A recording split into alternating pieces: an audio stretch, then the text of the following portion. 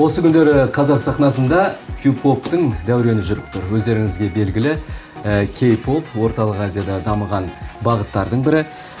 Бұл субмәдениеттің табынушылар көбінесе жастар. Яғни бізде айта кетейік 91 тобынан кейін қазір жаңбырдан кейінгі қаптаған саңырауқұлақтар сияқты көптеген Q-pop бағытында ән орындап жүрген, өнер көрсетіп жүрген өнерпаздар көбейді. Жалпы Q-poптың заманы қанша уақытқа созылады? Бүгін Voxpol'дың тақырыбы осындай. Осыған байланысты студиямызға қонақтарды шақырған болатынбыз. Таныс болыңыздар, журналист Айдос Тұрған, сондай-ақ менің қасымда тұрған жастар, бұл Айдын және Құштар есімді Q-poптың табынушылары.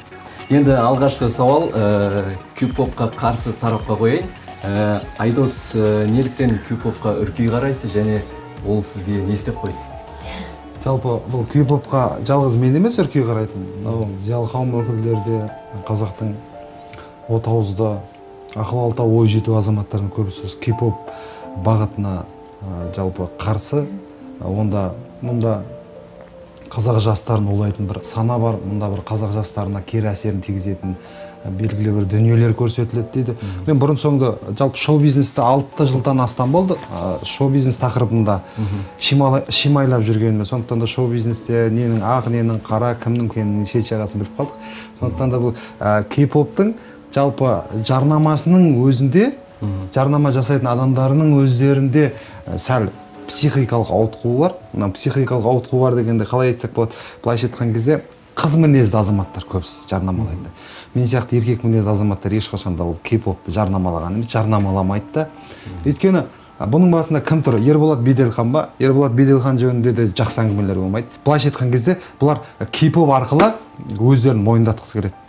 K-pop деген сондықтан да қыз мінезді, жаңағыдай еркектерді былайша айтқанда дәріптеу ғой. Болды ғой, одан басқа ешнәрсе жоқ. Жақсы, сіздер не дейсіздер бұған қатысты? Айта кетейін, сіздің санаңыз сонда бер жағын ғана қабылдап тұр ғой, яғни сол K-pop арқылы мысалы олар өздерінің көгілдір екенін дәлелдегісі келеді, сол нәрсені жеткізгісі келеді. Неге біз оған неге өнер ретінде қарамаймыз? Және бұл K-pop бағытында қандай өнер ода? Қараңыз, жаңа 91 жайлы айтып жатсыз, жарайды, бүкіл K-pop жайлы қозғап жатсыз, бірақ неліктен сіз жеке адамның, жеке тұлғаның әлеміне кіріп, соны атын атап бүйтіп паш етіп тұрсыз ол нәрсені? Сіз еркексіз ба, еркек болып қалуыңыз керек. Сіздің қазіргі өзіңіздің кейпіңіз тұрған нәрсеңіз, мейлі шашып қоясын, мейлі сырға тақсын, K-pop бағыттап жүр ма? Жарайды, олар әртіс ретінде қабылдау керек. Кім боянбай жүр? Кім боянбай жүр? Көрсетіңізші. Сіз камера шыққан өзінде де пудра жағып ол камера былай қарындасым. Мен саған айтып отырмын, телеарна саласында 7 жыл болды. Бұл жерде свет деген бар, жарық бар. Мына бетімізді жақсы көрсету үшін арнайы камераның ар жағында отырған көрерменге жақсы көріну үшін, сол үшін арнайы бетімізді бояйды. Әйтпесем егер шын мәнінде егер бетіміз жақсы көрінетін болса, онда мына бетке әрлейтін нәрсенің қажеті болмайды. Жақсы, тағы айтайын сөзін тыңдайық. Өзіңіз айтып тұрсыз, камера алдында. Олар да әртістер, олар да камераның алдына шығады, олар сахнаға шығады. Шашы қызыл, шашы қызыл. Шашы көрінбей ме не? Ода тұрған не бар? Осы уақытқа дейін боялған емес, мысалы боялмаған емес, боялды, қаншама жігіттер де шаш бояп жүр, ол біз шаштың бояғанына және сырға таққанына кейін сен қарап, мен саған бір нәрсе дейші, сен жассың бағаламайсыз ба? Бір нәрсе дейін. Қарындасым, сен мысалы, мен өткенде бір кісіден сұрадым, бір қыздарға айтып жатыр да, сырға таққан, сен қазір білмейсің ғой, біз еркек әйел адамның өзі жалпы еркектің екеуі бір-бірімен жүрген кезде, жалпы айтқан кезде, үйленген кезде еркектің арнайы жылуын сезіну керек. Сен мысалы осындай эксперимент жасапты осыған байланысты, неге байланысты, қыз теке жаңағы шасын сырға не қылатын сияқтылар. Солардың көбісі, сондай азаматқа тұрмысқа шыққанның көбісі күйеуіне шөп салады екен. Себебі өйткені одан жаңағыдай еркекті қуатты аламайды екен. Көрдіңіз бе? Міне содан кейін бұл жерде зина басталады, тағы да. Ол әңгіме деген бұл ше, біз бер жағы K-pop деген әшін. Аты бұның ар жағында, мына былайша айтқан кезде азғындалудың үлкен бір несі тұр. Жарайды. Енді мынандай сауал қояйын, Айдын және Құштар. Жалпы фанат болу үшін сендерге қанша ақша төленеді? Жалпы ақша төлене ме? Қалай өнерге фанат болу үшін ақша төленеді? Сіз кімді көрдіңіз? Музарт тауып шыққан кезде бізге фанат болыңыз деп ақша төледі ма? Жоқ қой. Дұрыс па? Өнерге ақша төлемейді. Олар әртістер өздері ақша табуы мүмкін, бірақ біз фанат ретінде, біз тыңдарман ретінде неліктен біз ақша алуымыз керек? Біз неге өнерді шынайы тұрғыда бағаламаймыз? Шынайы тұрғыда деген сонда шаш бояу деген шынайы өнер деген не? Өнер мысалы сіз рэперсіз ба, жаңа естідім Иә, рэпер. Сіз сөздің салмағына біраз әсерде, түріңіз емес. Өйткені сіздің сөзіңіз, мысалы, сен рэп жазсаң, мен тыңдаймын, мынаның рэпі мықты екен, мынаның ұйқастары керемет екен деймін да, мен сен тұлғаңа қарамаймын. Түсіндің ба? Өнерді солай бағалайды. Өнер деген қазір. Ал сен ол өнерді ойлама, сен ол түріне жаңағы құлағына сырғасын тағып, шашын сарыға бояп, қыздар сияқты айнаның жанында бүйтіп өз денесін ұстап, ол өнер емес. Ол таза разврат, мен саған айтайын, орысша. Мәселе мындай да. Түрің сондай нашар да, бірақ сен мықты шедевр жасайсың, жаңағыдай мықты музыка жасайсың, бірақ түрің онша емес. Түрің жаңағыдай нашар. Бұлай болса да болмайды ғой. Сахнаның түрі емес. Сахна образ, ол жаңағы артист деген кім? Артист деген біреудің рөлін сомдаушы ғой. Сонда кипопта жүргендердің бәрінің түрлері онша емес, сол үшін бойға тегіңіз. Олай емес. Ондай емес. Артист деген ол біреудің рөлін сомдаушы. Ол жаңағыдай жігіттер шынымен де шашын бояған барлығы гей емес. Мен де өзім шашын бояғам. Мен де битмейкермін, мен де рэпермін. Жоқ, қарасай, бұл жерде мен геймін деген мәселе ма бұл жерде? Нанчуанның жаңағыдай қандай топ бар? Ньютон деген топ бар қазір. Кей-поп, EQ бар. Олар білмейді, олар өздері не істеп жүргенше, былай жетіп, олар ойлап жүр танымалдылық алып, оның ар жағында бұл жерде белгілі, сен кез келген нәрсенің арт жағында бір нәрсе тұрады. Сен білемін, жаспыз ғой, жас кезде бәрі, мен де мысалы Децлге еліктігім. Мен кезінде брек билегім. Мен шынын айтайын саған. Бірақ ана бір жылдары бір статистиканы келтірді. Өткенде бір я сошла с ума, мне нужна она деген өлең кім еді аты? Тату. Сол топ шыққан кезде, сол екеуі лесбиян емес та? Бірақ солар шыққан кезде Ресейде бір шама жаңағыдегі статистика бойынша лесбиянкалар саны көбейе бастаған. Көрдіңіздер, тәрбие ала бастаған. Телеарна арқылы, не арқылы.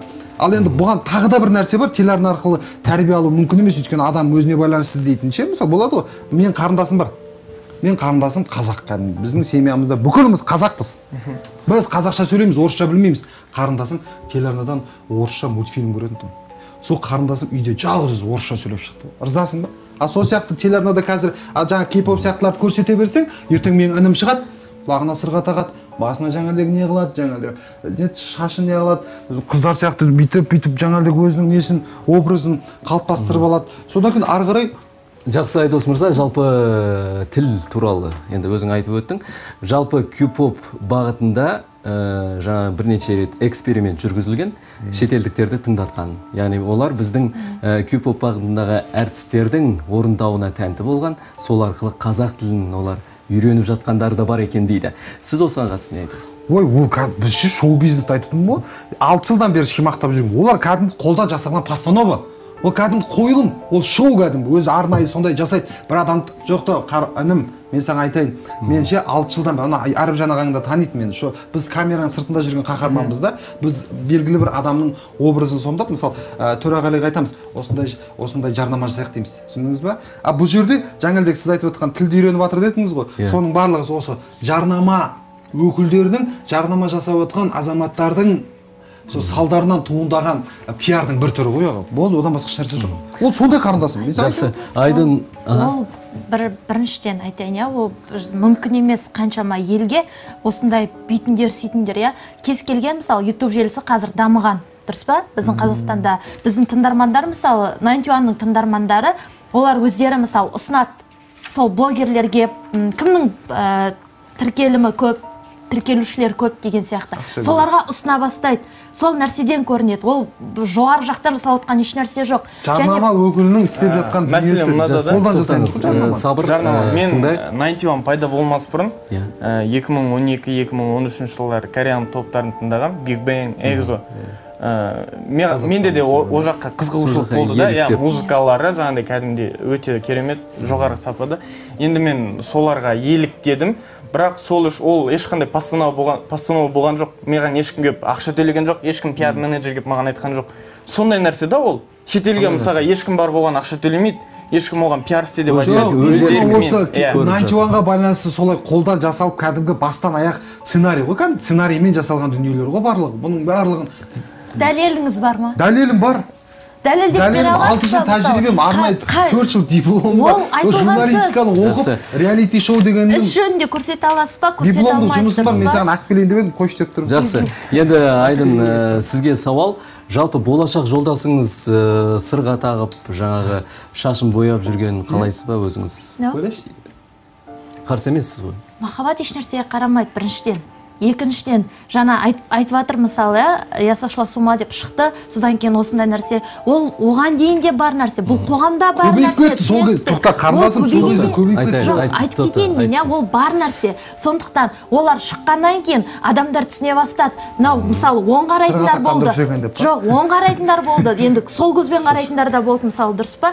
Сондықтан оны әркім өзінің қабылдауынша ол нәрсе қарқын ала бастады десек болады. Ал енді жаңағы күйеуің сондай болғанын қалайсың ба? Жоқ, айтырсаң, жауап берейін да. Ол кез келген нәрсе өтпелі нәрсе. Ол өтеді. Ол 30 жасқа кеп, 40 жасқа кеп шашын бояп жүрмейді. Ол балалы болған кезде де, дұрыс па? Мысалы, мен мысалы қарсы емеспін. Мен қарсы емеспін ондай нәрсеге. Яғни сіздің айтпағыңыз Q-pop әркімнің өз көзқарасы бар. Бір деңгейге жеткеннен кейін өзі өшеді дейсіз ғой, иә? Сонда мен өшеді деген жоқпын. Мен өзімнің жаңағы сұрағыма жауап беріп тұрмын. Жақсы. 30-40-та сырға таққан дұрыс па? Сен мысалы өзіңді ғана ойламаса, қарындасың, сенің ағаң бар мен сияқты. Ертең айтады, бір жерге қонаққа барса, күйеу болайын деп қалай таныстырасың ана? Мен шынымды айтайын, қарындасым, егер де сен бар ғой, мен қарындасым болсаң, мысалы сен ертең сырға таққан, шашы бүйтіп қалған, бір жігіт мен шаш бояған тұрған нәрсе жоқ. Жалпы сырғаны айтып отырмын мен. Сырғаны, қыздар сияқты майысып жүрген жігіт болса мен ұялатын едім. Нәрсе ғой. Қыз сияқты майысу туралы әңгіме болған жоқ жаңа. Шаш бояу емес, сырғауған айтылды, майысу туралы айтылған жоқ. Сізге ата-анаңыз қалай қарайды? Мен негізі былай шашын бояп не істегенмен, ата-анам маған артистік ретінде қарайды да, мысалы. Менде шашым дреудада болды, мынандай жерге дейін. Қарсы болған жоқ ешкім. Өнер екен түсінеді, жаңағыдай мен шынайым біріншіден. Ол кісілер қалалық па, жоқ ауылда тұра ма? Қалада тұрады. Мәселе ода емес. Сосын мынандай сырға тағу, жаңа бір құлаққа, сол құлаққа сырға тағу ол болады. Үйдің кенжесі екенін білдіреді, ұлдарда. Үйдің кенжесі екенін білдіреді. Немесе үйде жалғыз бала екенін білдіреді. Сосын тіл көзден сақтасын деп те сырға таққан бұрынғы кездерде. Ол ешқандай сырға таққан. Алтынбек Қоразбаев. Жақсы. Енді Айдос мырза, мынандай сауал. Жалпы өзбекше мақамдағы әндер бар. Оны да біз алдық қой өзбектерден. Мысалы, қазір қазақ эстрадасында жүргендердің көбісі тойдың әндерінде өзбекше мақамдағы әндерді қойып алады да, сонымен қазақша ән айтып табыс тауып жүр. Енді бұл жерде таза қазақ тілінде неліктен сіз бұны менсінбей қарап тұрсыз, яғни Q-popқа, соны айтыңызшы. Q-popта біріншіден әндерінде түк мағына жоқ, маған образ ұнамайды. Образ, бұл жерде образ болып тұр. Ән ұнайды, бірақ жоқ, ән емес, сөздері де ұнамайды. Сөздері ұнамайды, сөздері бір-біріне қисыны жоқ. Құттың ғой тағы деймін, бір нәрсе дейді өткенде, мысалы, бір не деген масқара ол, ертең соны көреді, мысалы. Соны көргеннен кейін, інім, жарайды, сендер кешегі мен бүгінгінің ортасында жүрген азаматсыңдар, сендер нормальный, сендерге болады. Ал ертең сендерден кейін не болатынын бір Құдай біледі. Ертең шығады, бір-бірімен сүйісіп, олар құшақтасып, аймаласып, ертең өйстіп ойбай, жастар, ол нормальный, біреу айтатын болса жаңағыдай, мен ол деген әркім өз қарасы дейтін болса, онда ертең біз ұлт болудан қаламыз, жойыламыз ғой ертең. Дәулет Тұрлыханов, мысалы, мырза не үшін, мысалы, қарындастарым інілерін білмейді, Дәулет Тұрлыханов мырза не үшін ренжиді, не үшін жаңағыдай Ерболатқа кезінде видеолар, аудиолар тарап кетті ғой. Содан не үшін ренжіп жатыр, өйткені ол ұлттың болашағына қорқып отыр. Олар бізден қарағанда қанша жыл, 30 жыл бізден бұрын өмір сүрген азаматтар. Жақсы. Айдын, жалпы айтшы, қазір Айдос айтып отыр ғой. Дәстүр, ұлттық дәстүр ұмытылып кете ме деген сияқты бір сондай сауал туындап тұр. Жалпы ұлттық дәстүрді өздерің бағалайсыңдар ма, тыңдайсыңдар ма? Дәстүрлі әндер бар. Мен дәстүрлі әнші мысалы. Мен дәстүрлі әнде оқығам. Мен дәстүрлі әнде оқыдым Қазақ ұлттық өнер университетінде. Дәстүрлі әнде оқыдым. Талғамға 2001 жылғым. Дәстүрлі өнер академиясында оқыдым дейсің? Иә, Қазақ ұлттық өнер университетінде. Недегі ма? Жүргентте ма? Шабытта. Астанада ма? Дәстүрлі әнде оқыдым. 4 жыл дәстүрлі күйді де оқығам мектеп кезінде. Иә. Одан кейін талғамға талас жүрмеді ғой, өзіме ұнайтын нәрсені істеп кеттім. Мысалға ол шашын бояған, жаңағындай K-pop айтса болды, соның барлығы болса, мысалға ол дәстүрлен алшақтап кетті деген сөз емес, үйде барлығымыз жаңағындай қазақша сөйлеп, барлығымыз қазақша дәстүрді сақтайды. Сондай ғой. Сен көрдің ғой тәрбиені, сен көрмегендер де бар ғой, көрмегендер бар бұл жерде, білесің бе? Жақсы. Айдос, мынандай сауал, жалпы Q-pop келгелі бері қазақ шоу бизнесі дамыды, бір мысалы тек қана тойдан ғана емес, жалпы басқа жерден де табыс табуға болады деген пікірлер қалыптасып жатыр. Жалпы ол деректер расталған. Яғни бұған дейін біздің әртістер тек той жағалап табыс тапса, қазір Q-pop жанрындағы әртістер бұлар YouTube, әлеуметтік желілер арқылы да табыс тауып жатыр. Осыған байланысты не айтасың ал? Мысалы ол тек қана кім келді деп, Нанчуан келді деп айта алмайсыз. Қайрат Нұртастың мысалы былайша айтқан кезде Нанчуаннан 2 есе орап алады. Оның посты деген 1,5 миллион теңге тұрады, мысалы 1,5-2 миллион теңге тұрады. Соңғы статистиканы сөйлететін болсақ ше. Ол ал шоуға байланысты айтатын болсақ, енді заман ағымы біздің Қазақстанға кез келген нәрсе кеш келеді. Шоуда өзі келетін уақыты болды, бірақ енді Нанчуан келген кезде келді деп айта алмаймыз ғой. Ол жастардың белгілі бір тыңдайтын несі, ол өтпелі кезең, баяғы Рукебергтер сияқты ол. Айтады, ертең кетеді. Қызық болмай қалады, қызығы таусылады. Бірақ қорқатын бір қауіп, аналар жаңағыдай кейінгі біздің інілерімізді олай ма, біздің жаңағыдай қазақ деген жалпы батыр тұлғалы болған ғой. Біз деген ешкімнен қорықпағанбыз ғой біз. Кәдімгі сөйлеген кезде, былайша айтқан кезде ханның да алдында, қараның да алдында бірдей сөйлейтін болғанбыз ғой. Ал олар болса майысып, жаңағыдай белгілі бір қыздардың образын сомдайды, қыздардың қылығын жасайды. Бұл жерде осы мәселе ғой, ең қиын нәрсесі. Енді үйде қарындасым бар дедің. Осылардан, мысалы, сол қарындасыңыздан Q-popты тыңдамас үшін қандай шаралар жасайсыз? Шара қолданып жатсыз ба? Қарындастарым түнде де тыңдауы мүмкін ғой, жастықтың астына, көрпенің астына кіріп алып. Жоқ, қарындастарым білет, өйткені менде қазақ тәрбие бар да. Егер мен Q-popер болсам, қарындасым мен айтқанымды істемейтін еді. Қазақ тәрбиенің жоқтығынан дейсің ғой? Иә, қазақ тәрбиенің жоқтығынан емес, аздығынан. Көре алмай қалған. Сен ағаң бар ма? Менің бір туған ағаң бар ма? Айтайыншы, бір емес, менің 2 ағам бар, және біз әр адамға, біздің отбасымыз бойынша әр адамның жеке тұлға деп қарастырамыз, және оларға толеранттылық таныту. Жоқ, қарындастарымызды мысалы тиямыз біз, қазақты 40 үйден, қызды 40 үйден тиін дейді. Мен қарындасым артық шығармаймын. K-pop тыңдама деймін ба, тыңдамайды ол. Иранбек тыңда деймін ба, тыңдайды. Мен білем осы, ұялы телефон ақ қоям ғой мен. Мен кәдімгі ұялы телефон алып келдім. Ол қасында құрбылармен тыңдап жүруде мүмкін ғой. Сосын тоқтай тұрыңызшы, мысалы, мен сөйлеп жатырмын, жарайды ма? Мен сөйлеп жатқан кезде, мысалы, сіз еркісіз, кішкене тоқтай тұруға болады. Сіз сөздің ортасынан келіп бөліп кетіп жатсыз. Және сіз өнерді емес, бергі жақты емес, өнерді емес та, сіз бәрін барып, былай айтқанда, ішкі киімдерін ақтару дейді ғой. Солай болып жатыр да, сіз анау андай, мынау андай. Сіз олар жігіттермен ешқайсымен жеке сөйлескен жоқсыз. Сөйлескенбіз ғой, 6 жыл болды ғой шоу бизнес жөнінде дайындап жүргенімізге. Олардың өздерімен жеке сұхбат алдыңыз ба? Сұхбат алдық. Өмірлерін тыңдадыңыз ба сіз? Ойбай, тыңдаған емес, 2 рет тыңдаған, мен саған айтайын. Мен мына кім деген Шопыр қыз деген бағдарлама бар. Соған арнайы сол K-popерлерді алып келеді. Сол кезде сол бағдарламаның редакторы мен болам. Ол Анелі Әласқар қызы деген жүргізеді да, сөйлеседі. Ал солардың жаңағыдай бүкіл жаңағыдай сөзін, мына сөзін алайық, мына сөзін алмайық деген менің қолымда. Ал аналардың айтқан сөзі, айтайын сізге, бір ауыз сөйлемді дұрысынан қолдана алмайды. Бастауыш пен баяндаушты қай жерде қоюын білмейді. Ал сол бізге тәлім тәрбие береді деп ойлайсың ба? Ішінде кейбіреу деп айтқаныңыз дұрыс. Кейбіреу емес, көбісі. Мен айтып отырмын ғой. Мен ол K-popта, мен айтайын, Ерболатпен де сұхбаттасқан баяғыда, кім жаңағыдай Нантюанның балдарымен де, содан кейін жаңағыдай ең соңғысы, мына бір белгілі бағдарлама дайындап жатыр. Солар жаңағы K-pop жастар жаңағыдай K-popқа көп жаңағыдай қызығушылық тудырып жатыр деген екен.